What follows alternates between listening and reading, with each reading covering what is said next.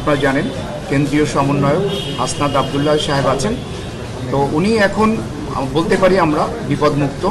ওনার একটু blunt injury ছিল মাথায়, যার ফলে উনি ফেন্ট হয়ে গিয়েছিলেন।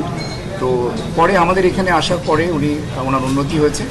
আমরা তাকে ওসেকে ছিল অন স্টপ ইমার্জেন্সি সেন্টার থেকে আমরা আজকে তাকে কেবিনে শিফট করেছি।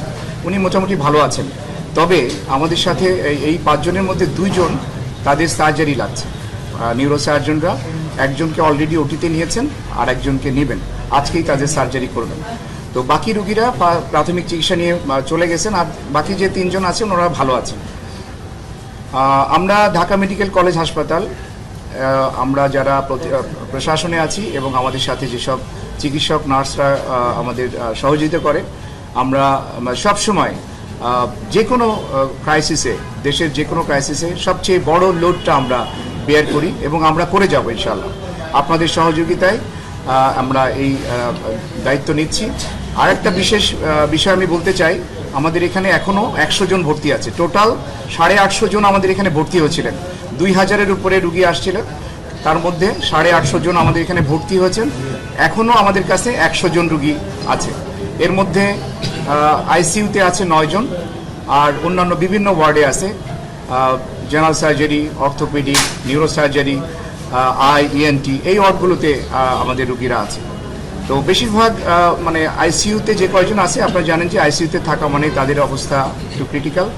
বাকিরা আশা করি আমরা তারা সুস্থ হয়ে যাবে। সহযোগিতা করছে সেটা বলেন।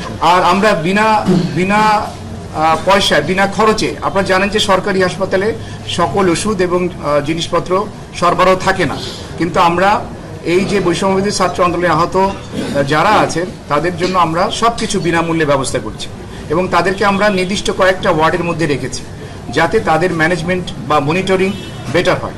সেই জন্য আমরা তাদেরকে বিভিন্ন কয়েকটা ওয়ার্ডের মধ্যে রেখেছি। আমি আপনাদের মাধ্যমে সবাইকে একটু আহ্বান জানাবো। আপনারা জানেন যে এই রুগীগুলো বেশিরভাগ বুলেট ইনজুরির রুগী। তো বুলেট ইনজুরি মানে এখানে একটা ইনফেকশনের চান্স থাকে। তো ভিজিটর একটু নিয়ন্ত্রণ করা দরকার। আমরা নিজেরা অনেক সময় হিমশিম খেয়ে যাই।